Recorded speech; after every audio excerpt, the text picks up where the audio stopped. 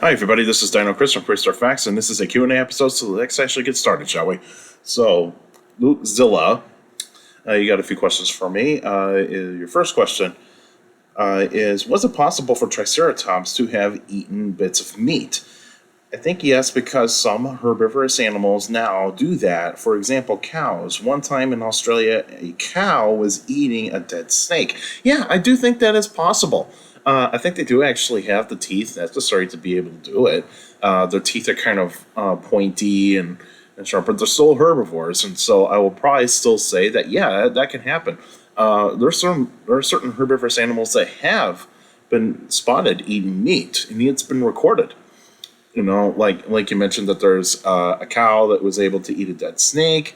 There's hippos there's hippos that would eat like say bits of a rhino carcass that has been laying near the water, or otherwise a wildebeest or a Cape buffalo carcass. Like, they will do that to get some protein in their diet.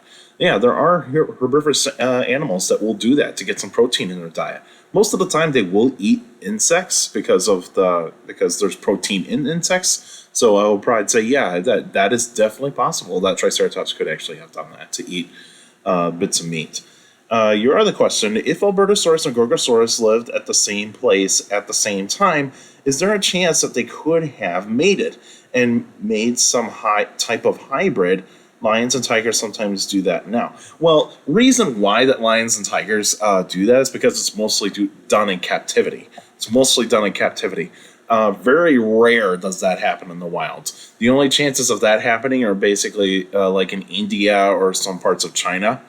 That can happen with certain types of tigers and lions, because there is the Indian lion or the Asian lion, but that's a very rare big cat. There, because those were endangered.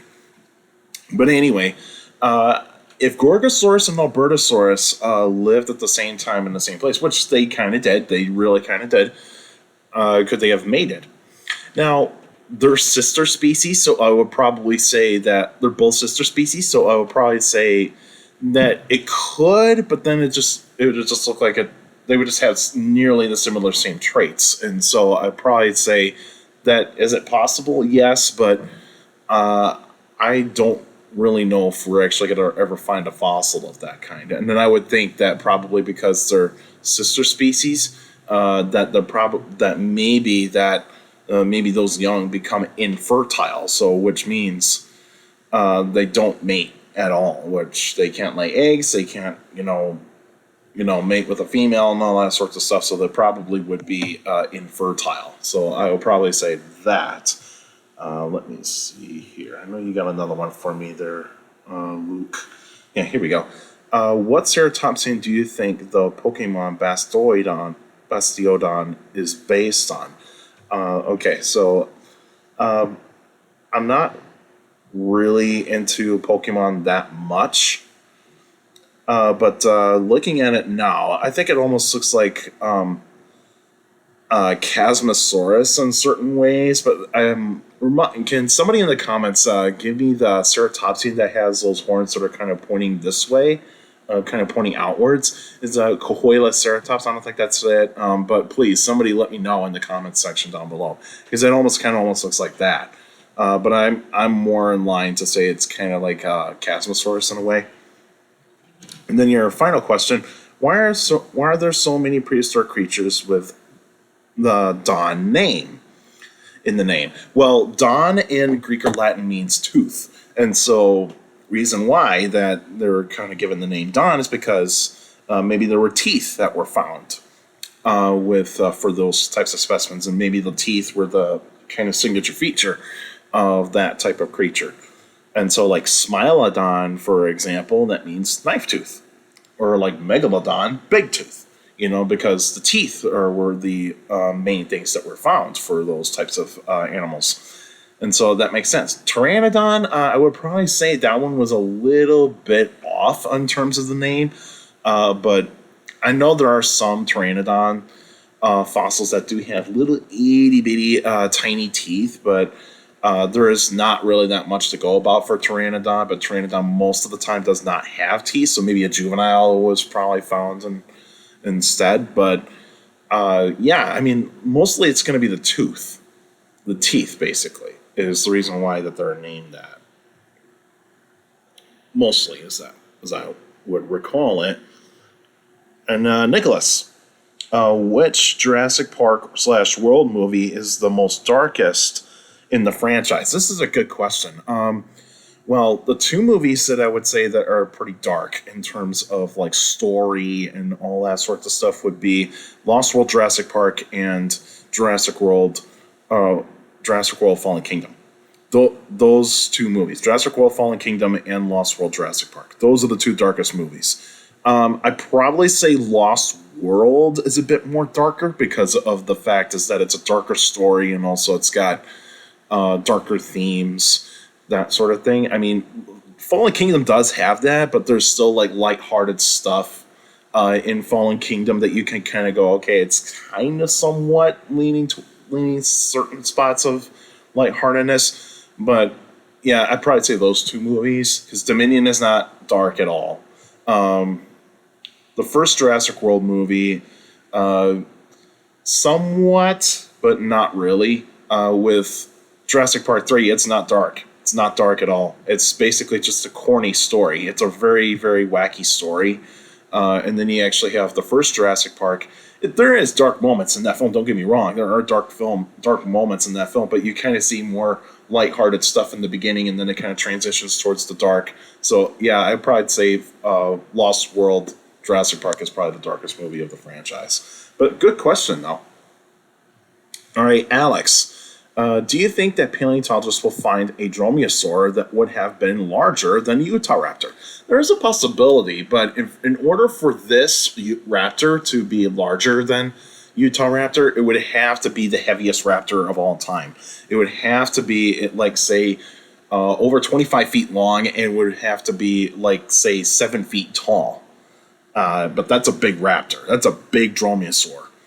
And could that happen? Probably, but in terms of how dromaeosaurs are designed to be lightweight and be able to have some speed to be able to catch their prey. I mean, Utahraptor is not a speedster at all. It's more of an ambush predator.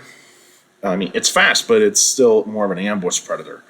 I'd probably say that it would fall in the same category as Utahraptor, would be an ambush predator, and probably not be in like large packs, so to speak. So I'd probably say they would have probably been like, say, in pairs. It would have actually lived in. But yeah, I would probably say it would have to be this raptor would have to weigh like over 3,000, probably at least pretty close to 3,000 pounds, and would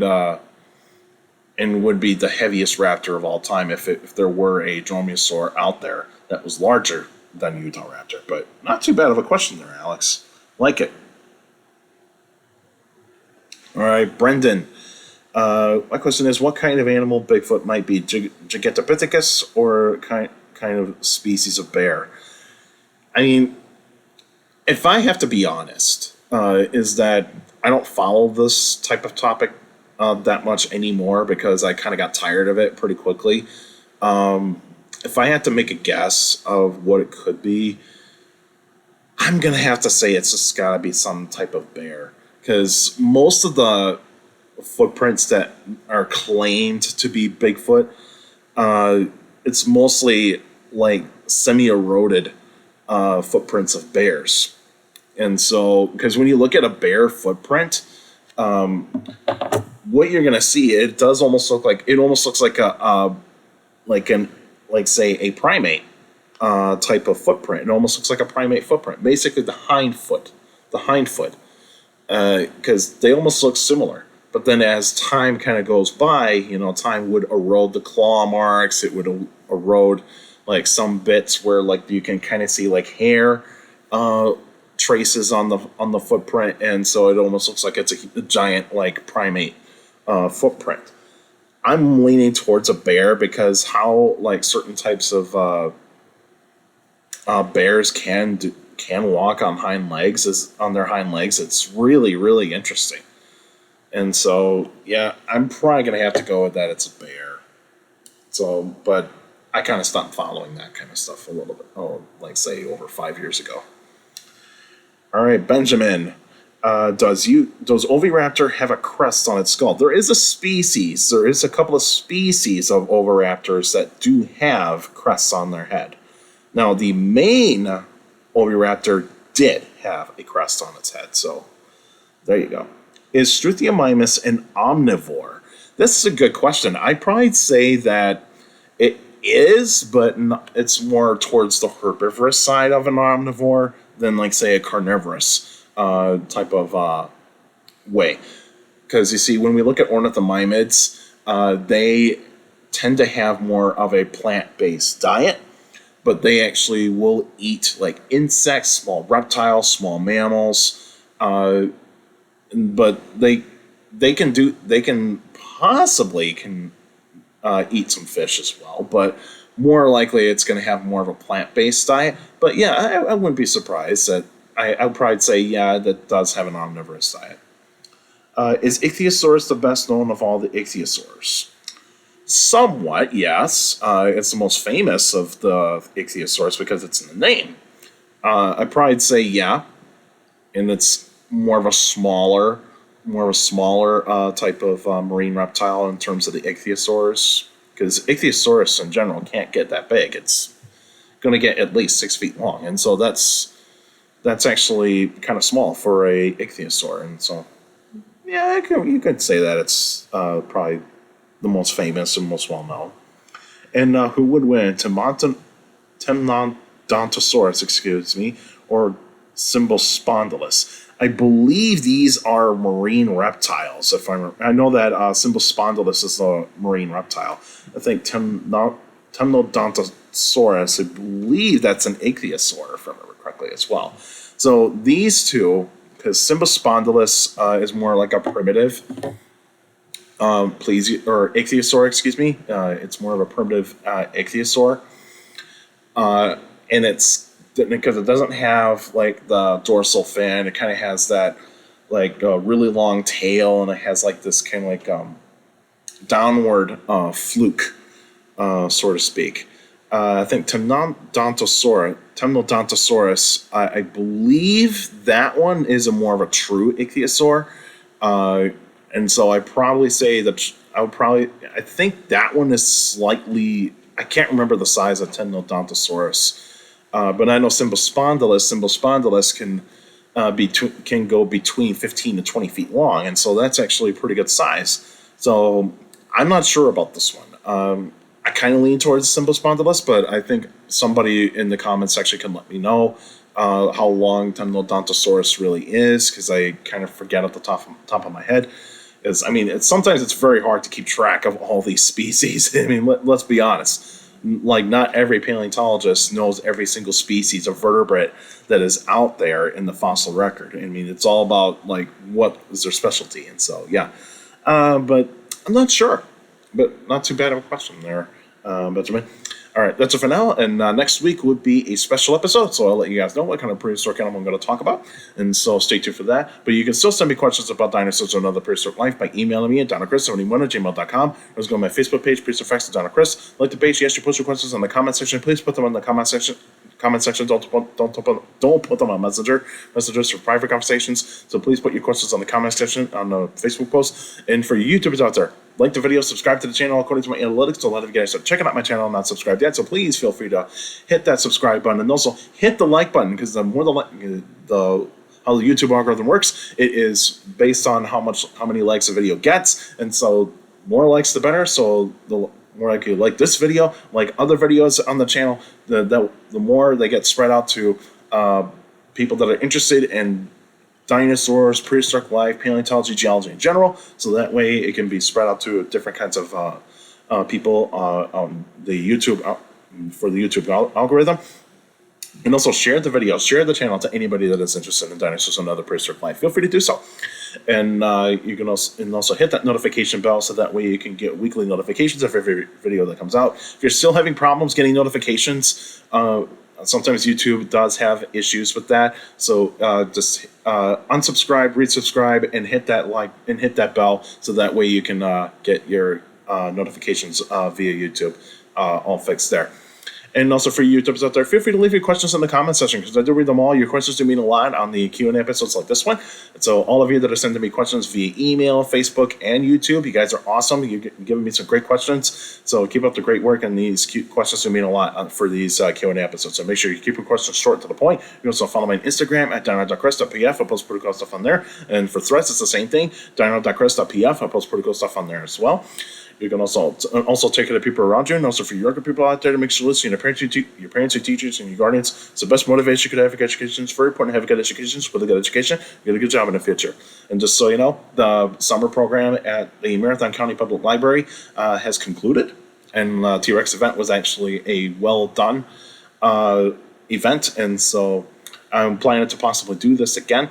So stay tuned in for the fall dates that I will announce probably maybe sometime in a couple weeks. So stay tuned for that. So I will have updates about where I'm going to be for the next events, and it's more likely going to be like showing off my collection. And so basically showing off the fossils, minerals, replicas, all that sorts of stuff. So you guys, if any of you that are going to be in the Wausau, Wisconsin area or in the central Wisconsin area, and so feel free to, I'll let you guys, so feel free to come on down if you're actually going to be in that area, in that type of area in central Wisconsin or Wausau, Wisconsin. So, and yeah, the summer events were not too bad, and so hopefully I can actually do more in like fall and spring, as I think that's what's more likely going to happen. And so yeah, so stay tuned for some updates. And that's it for now, and I'll see you guys next time.